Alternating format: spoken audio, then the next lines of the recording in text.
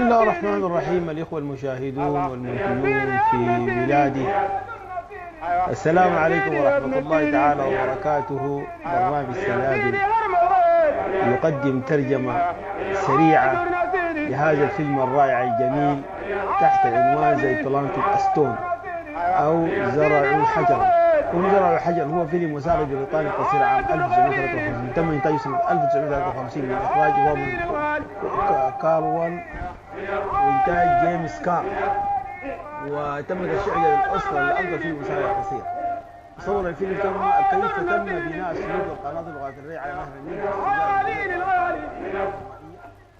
In the heart of Africa, torrential rains in the mountains of Uganda, rains whose path twists like a snake as it searches for a way from the watershed to the sea. From the peaks of Ethiopia, another flood spates down into the flat plain of the Sudan. Blue Nile and White Nile meet, surge on to the north, through the desert wastes, down the river valley of Egypt, the country with no rain, to the sea, 4,000 miles from its source. To us in the Sudan, the source of the flood had ever been a mystery. We had heard that once each year it crept over the valley of Egypt, first filling the low places, then the whole valley. When the flood withdraws, the soil will be bountiful. But in the Sudan, the Nile seldom. But long ago, men had learned how to raise its water.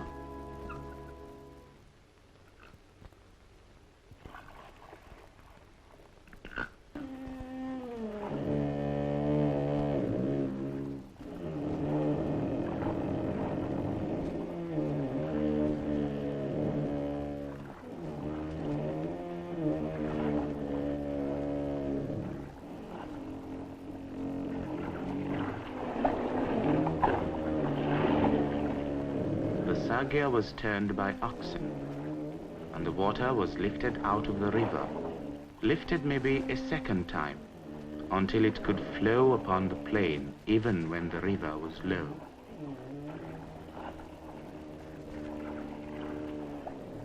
With such devices, the people living beside the river created gardens, but these small streams could make fertile only a narrow ribbon of green on either side of the Nile.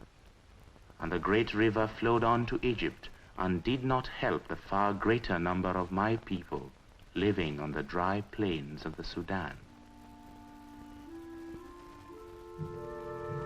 Come with me across these plains, away from the river, to Remeta, the village where I was born 65 years ago, in this, my father's house. Once each year, my father, like all his ancestors since the world was young, waited anxiously for the rains, the one benevolent act of nature which made life on the plains possible.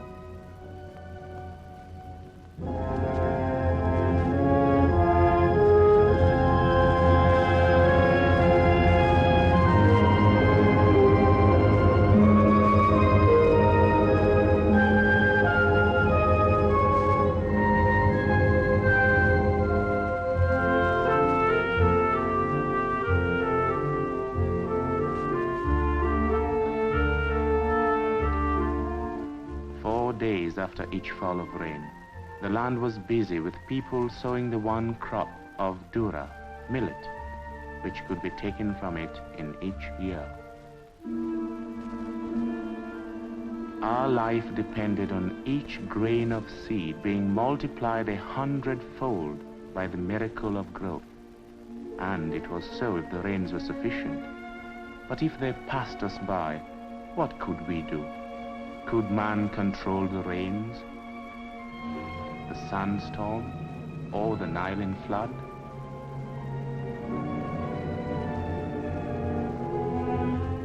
And so sometimes it would happen that even as he caught the heads of his dura, My father knew that it would not provide sufficient bread for him and his family until the next harvest was ripe, a whole year away. I, his eldest son Hassan, grew up in the knowledge that 1 year in 7 would be a year of famine.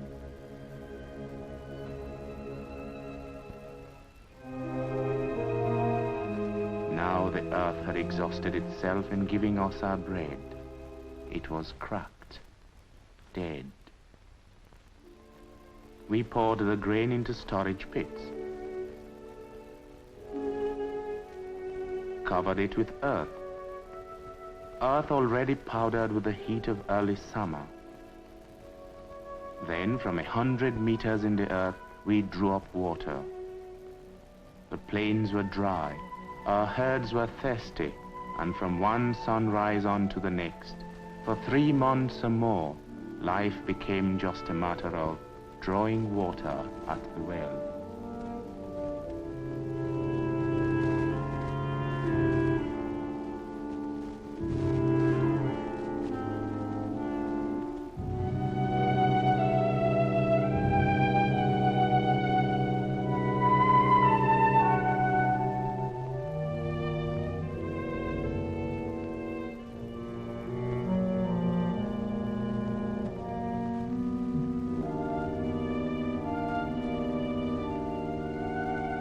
As we labored, we dreamed that the Nile might flow upon the plain.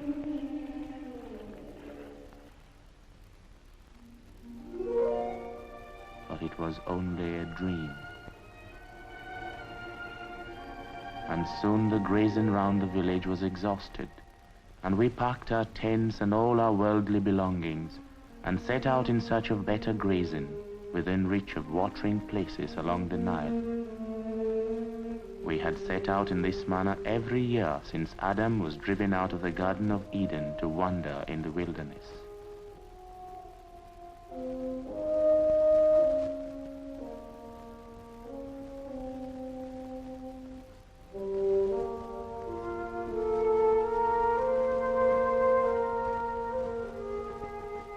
There was endless land, and though no crops would grow upon it for drought, our goats could find a living there. Without them, we could not have lived. My mother, Amira, spun their wool into thread. From this, she could weave our tents, our clothing, and our blankets. And we idled away the days, 6 long months, while the goats grazed even upon the bark of the thorn bushes and upon their roots. On goat's milk we lived throughout the dry summer. On sour milk and unleavened bread from our dura. Such was the pattern of each year, each lifetime.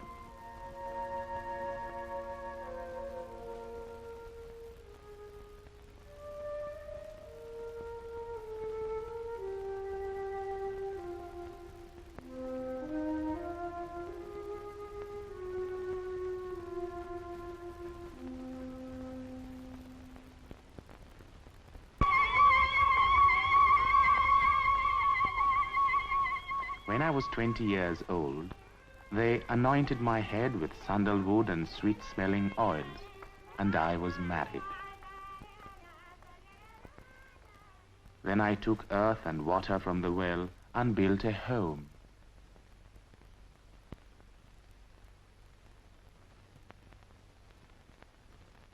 And I begot a son. And I called him Said, which means happiness.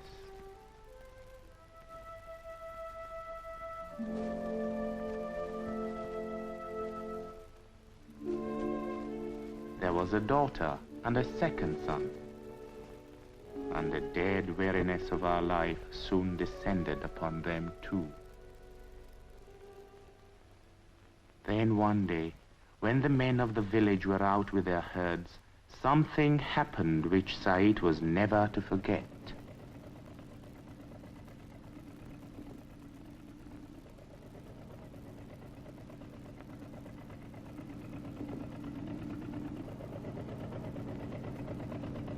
What was this thing that moved, yet without legs?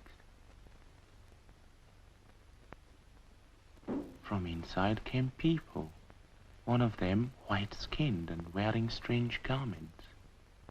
When our sheikh dared to approach, he spoke our language. But where had he come from? Why was he here? They set up strange implements and made signs one to another.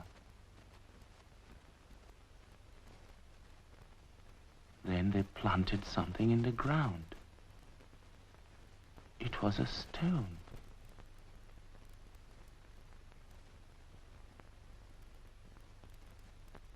Then, after they had made a dance round it, they went away.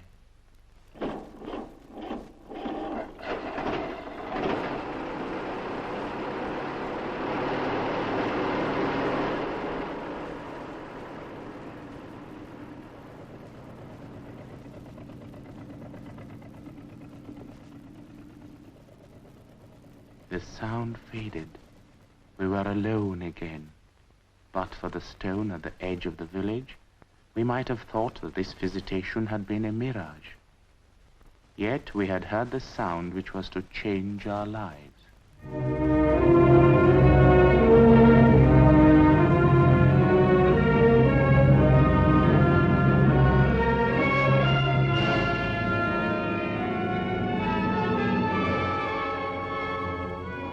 Nearer the river, not one engine, many engines were throbbing.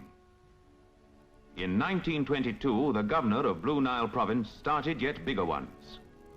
Engines to pump water up from the river onto the Gazira plain. Great engines, Nile conquerors, doing the work of thousands of ox-drawn sagyars.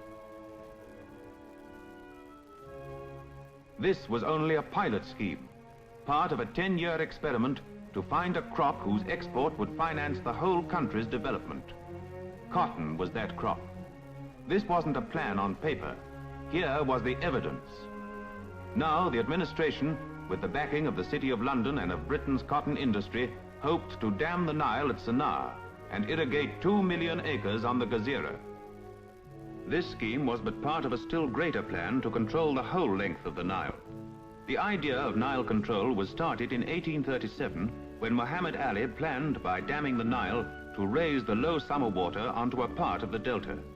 When repaired and strengthened in 1887 by British engineers, it was capable of raising the summer water onto almost the whole of the delta, giving Egypt a second crop to feed her rising population.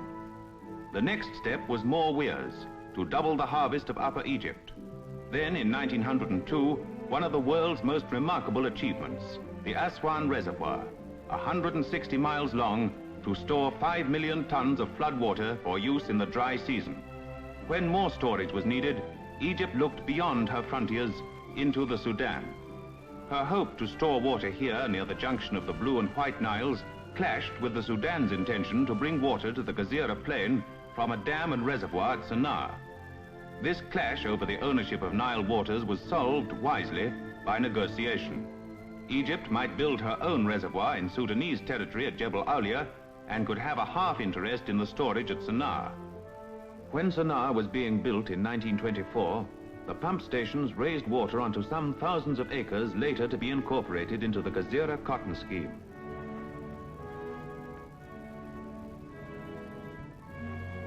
And thus it was that Hassan and his son saw green things growing ahead of them on land that had always been wilderness.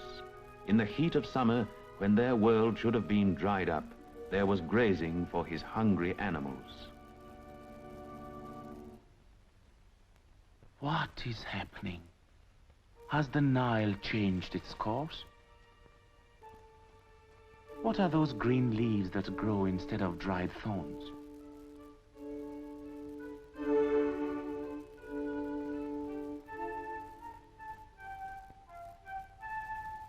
The plant that was growing was cotton. Someone had stolen our land for cotton.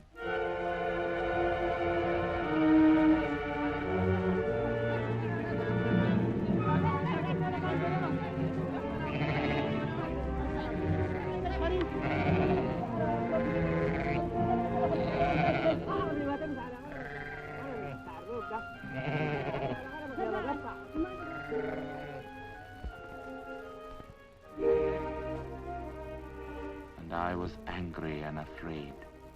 For in my heart I knew that here was something stronger than me and all my people.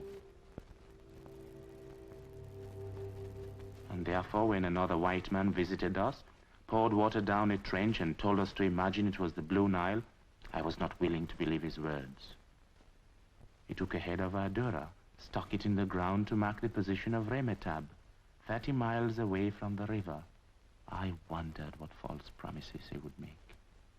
But he showed us a head of Dura of a size that had never been seen before. We would all have such Dura, he said, if the Nile came to Remetab. And there would be lubia for our herds, and cotton. Perhaps it wasn't just a plan to steal more of our lands. Then he told us how the profits from the sale of the cotton would go as to 4 parts to the government for supplying us with water, to the company which would provide the money and organize the work, 2 parts, and to the tenant farmers, that is, to each of us, 4 parts for our labor. The Dura and Lubia would be our own. All these things will be brought about, he said, when the government dams the Nile at Sennar. Watch, he said, how the river would rise and flow across the plains, even to Remetab.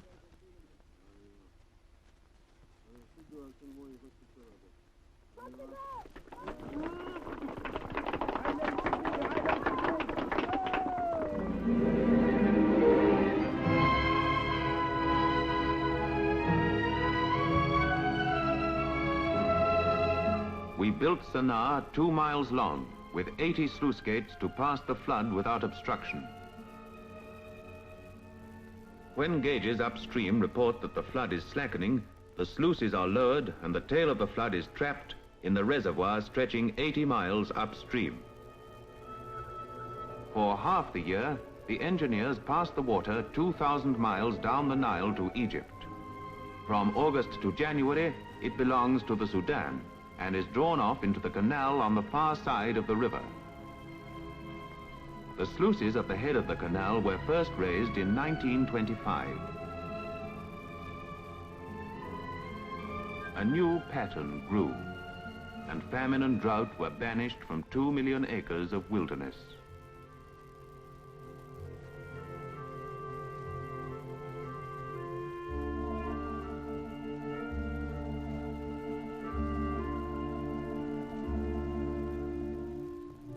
Our dream that the Nile would flow upon the plain had become true. Never again would there be drought.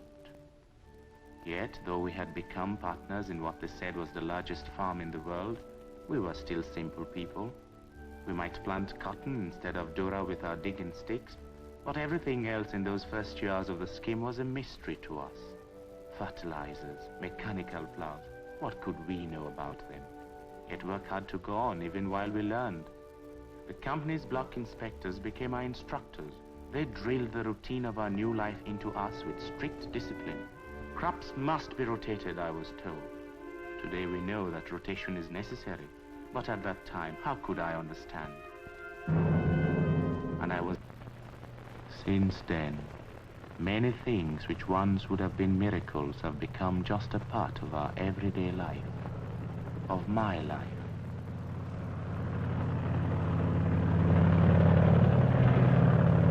My cotton is sprayed, as you will know, to protect it from disease.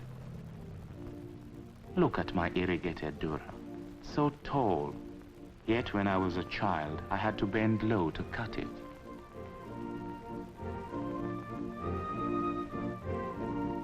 And there is the lubia for my herd, all this on land that was wilderness. Come again, over the now fertile plain into Remetab. The surveyor's stone is still there. We still keep goats, but never again will we wander with them in the wilderness. Look, if we are sick, there's the health visitor come to tend us today and every day. At the co-op, we can buy tea, coffee, 100 things from distant lands that were unknown to us not long ago. I can show my grandson how houses are built, not of sun-dried mud, but of fired bricks and mortar.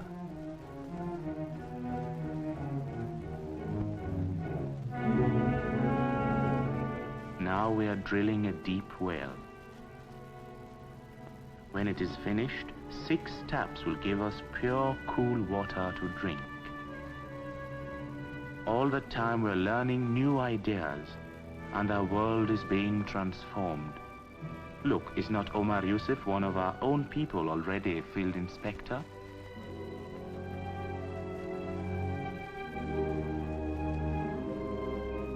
Have we not 2 schools where a few years ago we had none?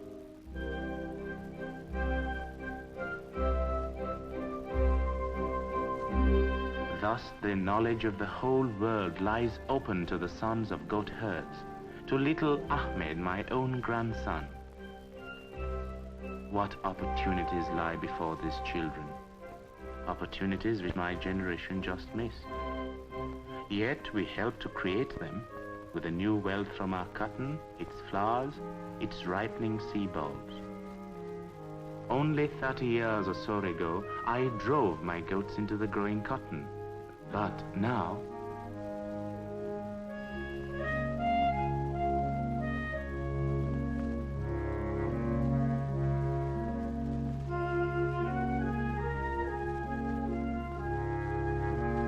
For their labor, the tenants receive 4/10 of the profits from the cotton they grow.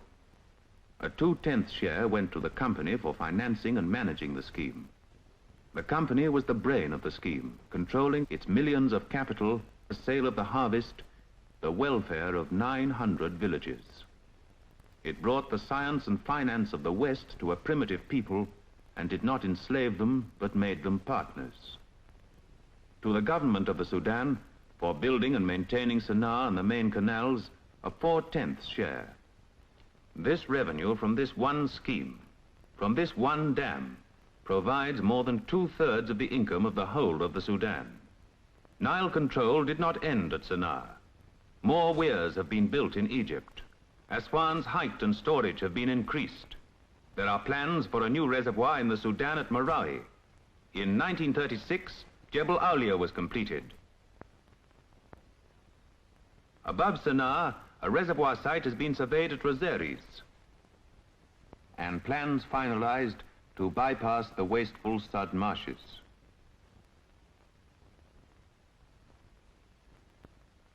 One day, Lake Albert will be dammed. And at the source of the White Nile at Owen Falls, the great hydroelectric scheme is about to transform the life of Central Africa. And by damming Uganda's Lake Victoria, it will form a reservoir the size of England, whose stored water will break the drought in the Sudan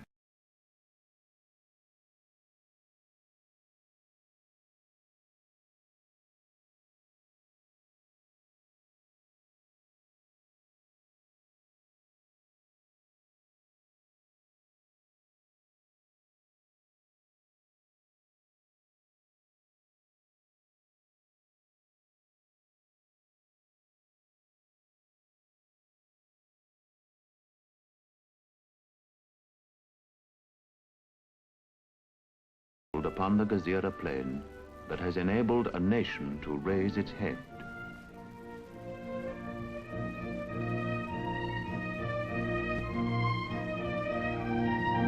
In 1951, after a life of 25 years, the company's investment was repaid with interest, and the scheme became the property of the government and people of the Sudan.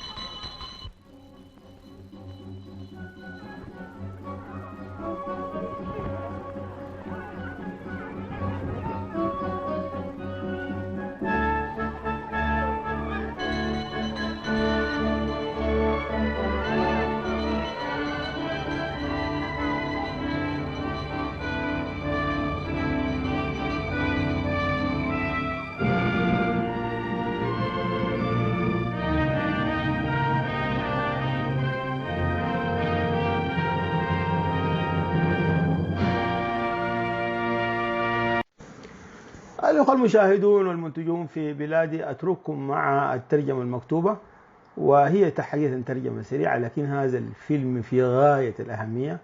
وطبعا نحن الآن برنامج سنابل يعيد عدد من الحلقات عن صد النهضة وصد الروسيرس والماء الماء الذي سوف يكون فيه صراع رهيب جدا خلال العقد القادم. حيكون في صراع رهيب بين السودان ومصر وأثيوبيا.